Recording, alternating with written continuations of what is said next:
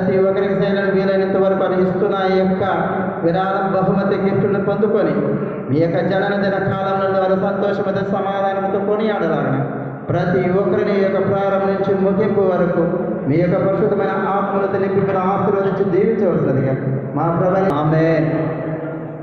అందరూ దయచేసి కూర్చోవలసిందిగా మనం చేయించున్నాం. గట్టిగా దేవుని కృప, దేవుని ప్రేమతో ఆయన చెప్పేటప్పుడు అన్ని మనం నిర్వహిస్తారు. మొదటిగా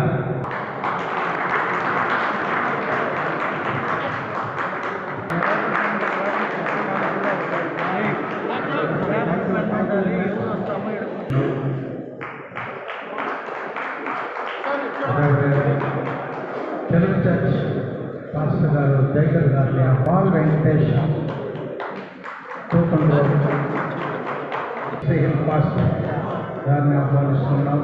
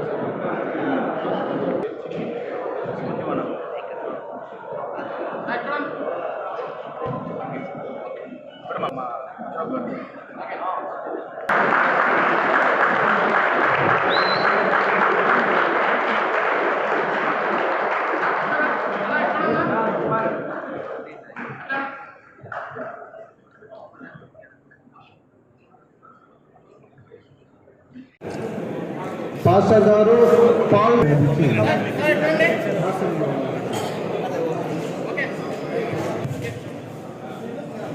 రాజు గారు,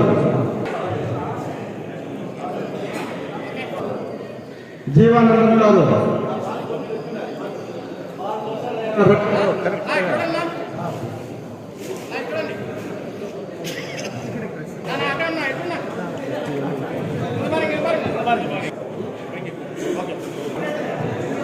పాస్టర్ భాస్కర్ రావు,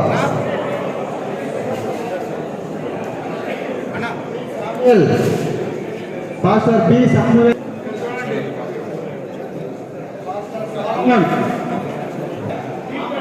పాస్టర్ లివింగ్, జీవానందం ఎం జీవానందం గారు, ప్రసాద్ కుమార్,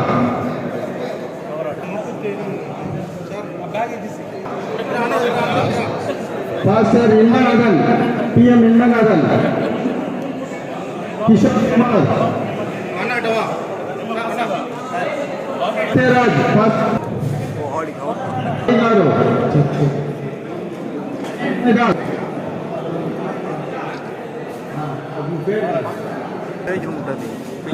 పాస్టర్ సునీల్ బాబు వచ్చినారా,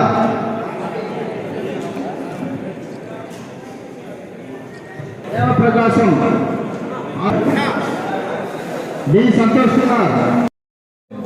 నేను ఈ కార్యక్రమాన్ని ఎందుకు చేపట్టానంటే మా గురువు గారు ఎప్పుడు నేను చదువుకోమని చెప్పేవాడు.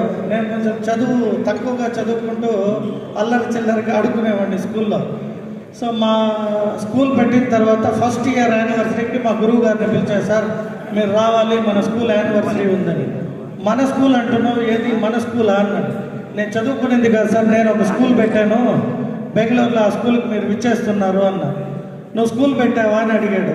పెట్టానా లేదా మీరు వచ్చి చూడాలి, ఆశీర్వదించాలి అంటే ఆయన ఒకే మాట చెప్పాడు, నన్ను కలిసి వచ్చిన 12 ఏళ్ళు ఎవరు కలిసినా నా స్కూల్కి వచ్చి నన్ను విష్ చేసి వచ్చిన తర్వాత ప్రతి స్టూడెంటు ఆయన దగ్గరికి వచ్చే పేరెంట్స్ కావచ్చు, నన్ను ఎగ్జాంపుల్గా చెప్పాడు. ఆయనే కింగ్స్ ఇంగ్లీష్ మీడియం స్కూల్ యజమాని ఎస్ఎస్కే రాజా అని రామ్నగర్ కాలనీలోనే నేను పుట్టి పెరిగింది.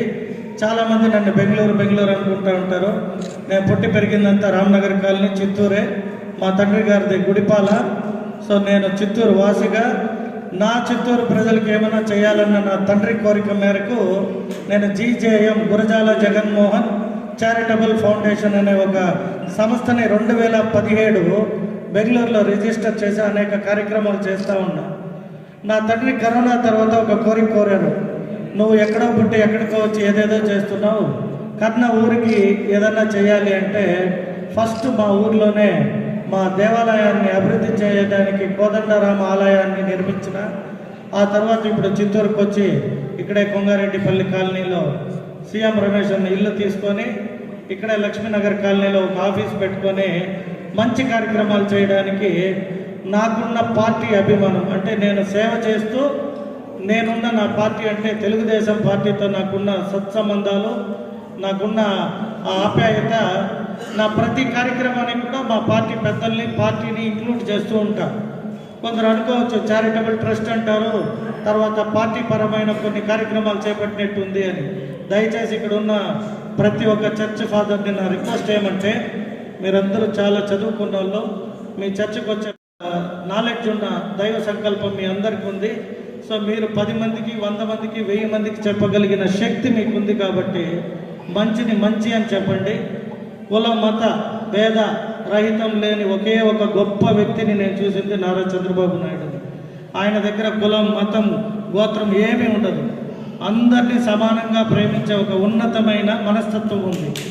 అలాగే ఆయన అరెస్ట్ చేసినప్పుడు మీరు గమనించారో లేదో, ఒక ఆంధ్ర రాష్ట్రం కాదు, తెలంగాణ, తమిళనాడు, మహారాష్ట్ర, కేరళ, ఢిల్లీ, విదేశాల్లో అయితే యుఎస్లో 40 రాష్ట్రాల్లో ధర్నా చేశారు, ఆస్ట్రేలియా, కెనడా, ఇక్కడ అక్కడ అని కాదు. అంటే ఒక ఉన్నతమైన గొప్ప వ్యక్తికి జన్మనిచ్చిన మన చిత్తూరు జిల్లా, చిత్తూరు అంటేనే చంద్రబాబు నాయుడు అనే విధంగా ప్రపంచమంతా కొనియాడే ఒక చిత్తూరులో జన్మించినందుకు ఆయన్ని ఇన్స్పిరేషన్గా తీసుకొని నేను కూడా చిన్న చిన్న సేవా కార్యక్రమాలు చేపడుతూ ఉంటా.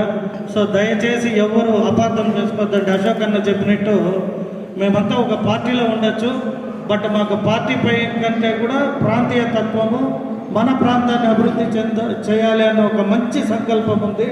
సో మీరందరూ మన్నించి ఇక్కడికి విచ్చేసినందుకు మీ అందరికీ మరొక్కసారి క్రిస్మస్ శుభాకాంక్షలు తెలియజేసుకుంటూ